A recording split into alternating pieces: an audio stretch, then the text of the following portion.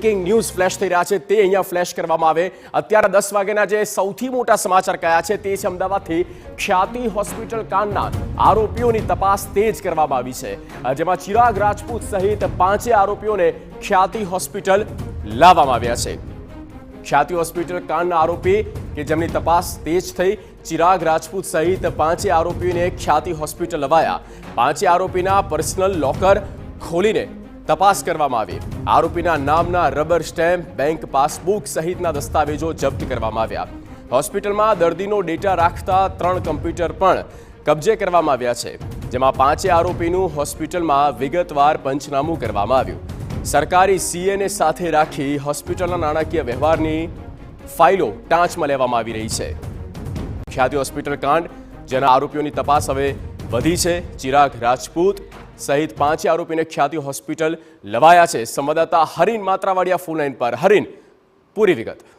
જે રીતે ખ્યાતિ હોસ્પિટલના જે બોગસ ઓપરેશનનો મામલો છે ને જે 5 આરોપીની ધરપકડ કરી હતી પોલીસે, તે તમામને ખ્યાતિ હોસ્પિટલ ખાતે લાવવામાં આવ્યા હતા। ખાસ કરીને જે માર્કેટિંગ સાથે જોડાયેલી ટીમ હતી અને તેમાં પણ મિલિંદની ચેમ્બર છે તેમાં તપાસ કરવાની હતી। ઉપરાંત જે રાહુલ જૈન અને ચિરાગ રાજપૂત છે, આ ત્રણેયની જે મુખ્ય ચેમ્બરો હતી તેમાં પોલીસ દ્વારા તપાસ કરવાની હતી ને તેમાંથી પોલીસે તપાસ કરી અને તેમના નામના જે રબર સ્ટેમ્પ છે, તેમની બેંકની પાસબુક છે સહિતના જરૂરી ડોક્યુમેન્ટ છે તે કબજે કર્યા છે। ઉપરાંત જે દર્દીઓ ત્યાં આવતા હતા તેમનો ડેટા જે રાખવામાં આવ્યો હતો તેવા 3 અલગ અલગ કોમ્પ્યુટર કબજે કર્યા છે।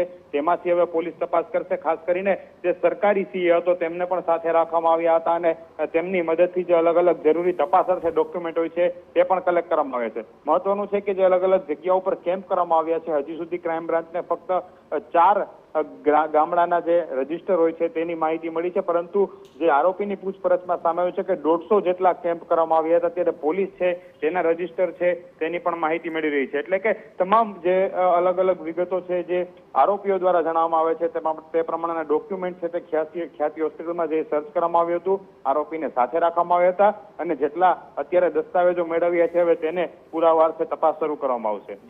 જી હરીન, આભાર તમામ માહિતી આપવા માટે। તો આ તમામ જે આરોપીઓ છે તેમના કેટલાક જે ડેટા છે તે એકત્રિત કરવામાં આવ્યા છે અને વિગતવાર એ બધી જ બાબતો લખીને પંચનામું પણ કરવામાં આવ્યું છે। ખ્યાતિ હોસ્પિટલ તેમને લાવવામાં આવ્યા છે અને આ દિશામાં આગળ કાર્યવાહી છે તેને ધપાવવામાં આવી છે।